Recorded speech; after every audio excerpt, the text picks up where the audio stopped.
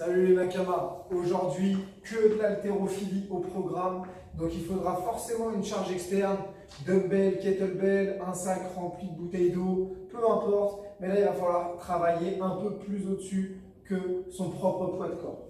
On aura un AMRAP de 16 minutes, AMRAP, il va falloir réaliser le plus de tours et le plus de répétitions possible en 16 minutes. 3 différents mouvements, on aura 10 sumo deadlift high pull, donc là mouvement sur la chaîne postérieure plus le haut du corps plus sur le dos. Ensuite on aura 8 overhead lunges, donc on aura une charge au-dessus de la tête, on effectuera des fentes alternées, donc on pourra se faire un tour du bras droit et un tour du bras gauche pour mettre de l'intensité. Et ensuite dernier mouvement, 6 one arm devil press, donc là on alternera bras droit puis bras gauche, mouvement assez technique. Et pour ceux qui n'ont pas de dumbbell, donc on ne pourra pas faire de devil press, on fera un burpees plus un snatch avec la kettlebell. Une fois qu'on a fait ça, donc là le plus de tours possible en 16 minutes, l'objectif étant de faire à peu près 5 à 7 tours pour ceux qui sont plus à l'aise ou qui ont une charge un petit peu plus légère. Ensuite on récupère pendant 2 minutes et là on partira sur un AMRAP de 3 minutes, donc beaucoup de mouvements au niveau des jambes, presque que ça. On aura un maximum dans ces 3 minutes de goblet squat à réaliser. On aura une charge au niveau des clavicules, on effectuera un squat, donc ça va aussi solliciter le bas du dos. Là-dessus, dès qu'on n'en peut plus, on lâche la kettlebell, on la repose au sol et là on va devoir réaliser 20 secondes de chaise à chaque fois qu'on cut au niveau des goblet squats. L'objectif, faire des goblet squats pendant 3 minutes, auquel cas vous n'aurez pas de chaise à réaliser. Par contre, si vous reposez la charge parce que vraiment c'est dur physiquement, pas de souci, on se met contre le mur, on fait de la chaise et on repart sur les goblet squats. Maximum de répétitions. On va voir du coup les différents mouvements avec Julien. Sur le premier mouvement, donc là il est bien armé aujourd'hui, il a les deux, il a la chance. Sur le premier mouvement, on aura 10 sumo deadlift high pull. Déjà, il va prendre un écartement plus large que les épaules. Voilà, nickel, bien large. On veut solliciter l'arrière des cuisses là. Il va venir bien se placer, pour ça il va baisser les fesses au maximum, ouvrir la poitrine, regard devant. Et là il va venir juste se redresser, charge proche du corps, et tirer avec les coudes bien haut. Voilà, nickel. Ce qu'on veut là-dessus, c'est toujours bien replacer son dos, toucher la charge au sol et repartir avec un tirage maximal. Une fois qu'on a fait ça, donc 10 répétitions, on partira sur 8 overhead lunges. Donc là on peut le faire avec fais-le avec la kettlebell, comme ça on aura 2 exemples. Au niveau de la kettlebell, donc là déjà il va bien placer son dos, il regarde devant, il la ramène soit en une seule fois ou en 2 fois au-dessus de la tête, voilà.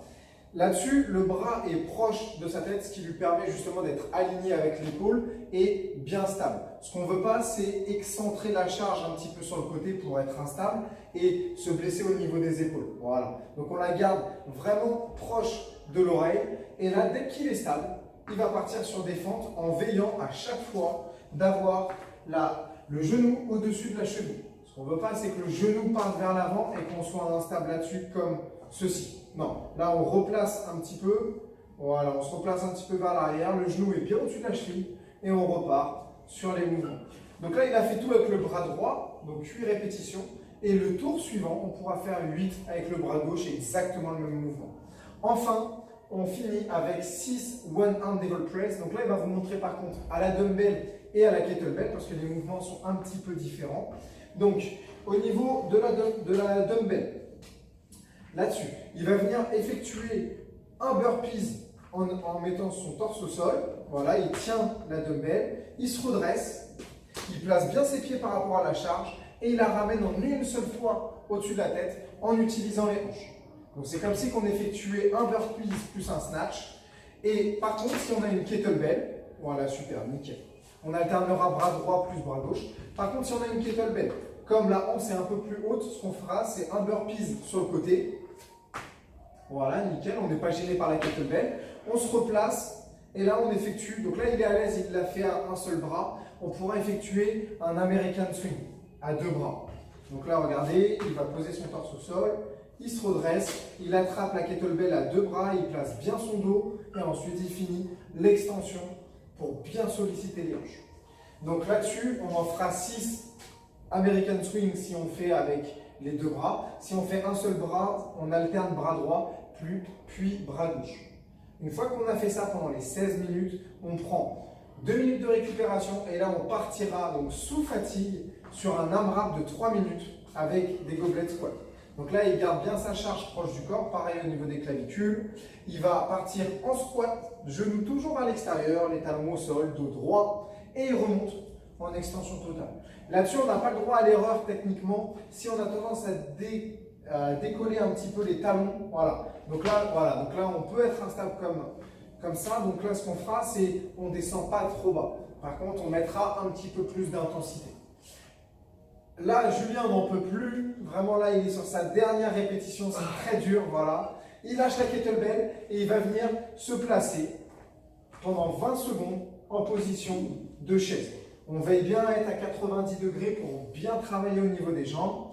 Donc, essayez de prendre un petit chronomètre. Dès qu'on a fini les 20 secondes, on prend un petit peu de temps de récup si nécessaire. Hop, 5 à 10 secondes, voilà, on se détend un petit peu les jambes et on repart sur un maximum de goblet squat. Donc là, vraiment, au mode très intéressant, on a quand même 16 minutes d'effort, 2 minutes de récup et 3 minutes d'effort. On est sur plus de 20 minutes d'effort là. N'hésitez pas vraiment à être constant sur la première partie et la deuxième partie, on déconnecte un petit peu, on essaie de mettre de l'intensité et ne jamais s'arrêter. Maintenant, au niveau du warm-up. Donc là, on aura un warm-up quand même qui va bien chauffer. 4 tours de 8 snatchs, 8 front rack lunges et on terminera par 8 burpees pour faire monter le cardio et chauffer vraiment tout le haut du corps. Donc au niveau des snatchs, déjà, on a vu plus ou moins le mouvement là pendant la première partie. Donc on place la charge au milieu des pieds, ensuite on place bien son dos et là on ramène la charge en une seule fois au-dessus de la tête. Voilà, nickel. Là vous avez vu, à utiliser l'explosivité des hanches et le tirage pour passer la charge au-dessus de la tête. Donc on en fera un du bras droit, un du bras gauche, on alterne là-dessus. À chaque fois, on replace bien son dos. Ce sera vraiment l'élément technique pour le devil press. Une fois qu'on a fait ça, là on partira sur 8 front rack lunges. Donc on prend la charge, on la met au niveau des clavicules, les coudes bien devant. Et là on partira sur des fentes, exactement les mêmes éléments techniques que tout à l'heure. C'est-à-dire genoux au-dessus de la cheville. Et on enchaîne 4 à droite, puis 4 à gauche. Et on termine avec 8 burpees. Donc, on pose le torse au sol, on ramène les pieds à plat le plus proche des mains, voilà, et on effectue un saut, comme ça, mouvement très cardio, là, on va faire monter un petit peu le cardio pour la première partie. Nickel. Si on a un peu mal, on fait un pied, puis l'autre, pour bien placer, voilà, sa position de réception. Hop, hop, et on finit l'extension, super. Voilà la team. Donc pour le warm-up, donc ça on effectuera tout cet enchaînement-là 8-8-8 4 fois. Par contre sur les snatchs, si vous avez une kettlebell, n'hésitez pas, on fera des American swing. Donc là c'est exactement le même mouvement avec les deux mains. Hop, et on tend les bras à la fin. Je vous montre parce que j'ai perdu mon modèle. Voilà la team. N'hésitez vraiment pas là à adapter les mouvements et surtout si la charge est trop lourde, adaptez en fonction de chaque mouvement la difficulté là-dessus. J'espère que vous allez prendre du plaisir à faire ce roll-là. C'est normal que là, ça tire un petit peu sur haut et bas du corps parce qu'il y a de la charge externe. Donc faites bien les mouvements, placez à chaque fois bien votre dos et gardez la charge proche du corps. Comme ça, ça vous évitera de fatiguer trop vite. Bon courage les Nakama. Ciao.